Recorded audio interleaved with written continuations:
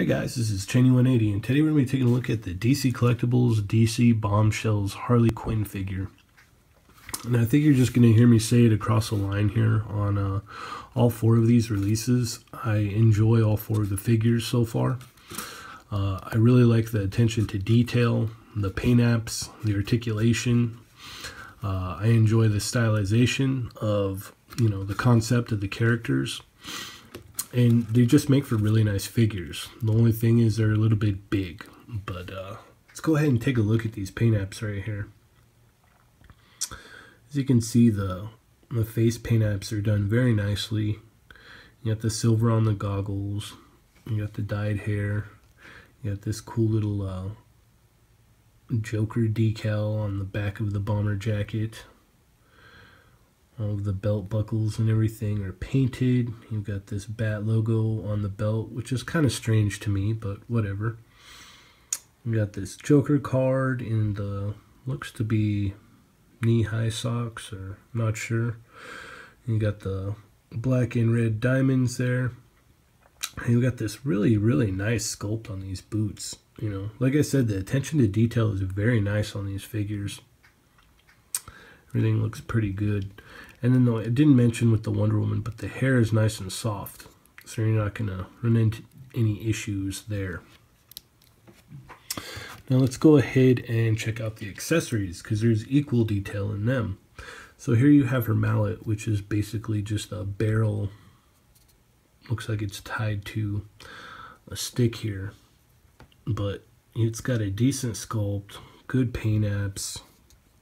It looks fairly believable for the style that they're going for. So I really, really dig that. It's really cool. And you also get one hand here to hold the mallet. Now, unfortunately, there's only one. And then you get one open hand and then one peace sign hand there, as you can see. And then the wide open hand.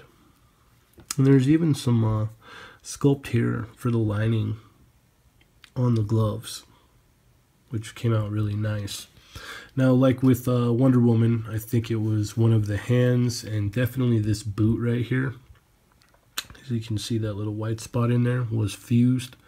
So I had to go ahead and hit it with the blow dryer to loosen it up. Now we also get two fist hands here, which are fairly decent. And we get a hand to hold her gun. And the gun actually has decent amount of detail as well. It's got that cork in the end, nice silver paint job, brown on the handle, and then you get this little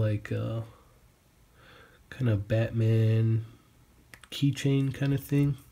Oh, and here's the other thing. As you can see on my hand there, the paint comes off, or it has been coming off on the hinges on the wrists. That's another problem with the Batwoman when we get to that. But I thought it was pretty neat that they threw in this little Batman hanging off of the gun there, and you've got all that detail. So let's go ahead and get into articulation. The head looks up about that far. There's no hinge, it's just a double ball peg in there. Looks down that far, goes left to right, pivots back and forth. Arms go up about that far. This is a nice soft plastic kind of rubbery piece, so it does not inhibit articulation. We do get a bicep swivel, double hinge elbows again. It's so magical. And then we get a swivel at the wrist with a hinge, and that's on all of them. They all come with a hinge. Some of them are stuck, so you're going to have to heat them up. You want to be real careful because you don't want to break it. You get a swivel at the upper torso here. Ab crunch goes down that far, goes back really far. And you can really tell this drop down joint on the Harley Quinn here, because you can get the legs to go, fairly high with that drop down joint. And then, you can move it back, but you're going to have all that gapping there. They don't move back that far. Now the thigh hinge or thigh cut is right here at the top of the sock or stocking or whatever that is.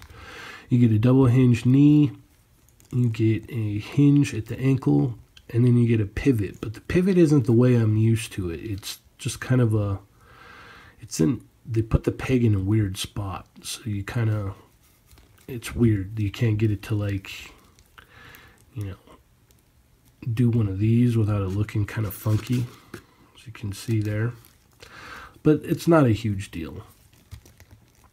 But other than that, I mean, it's, you know, a really nice figure.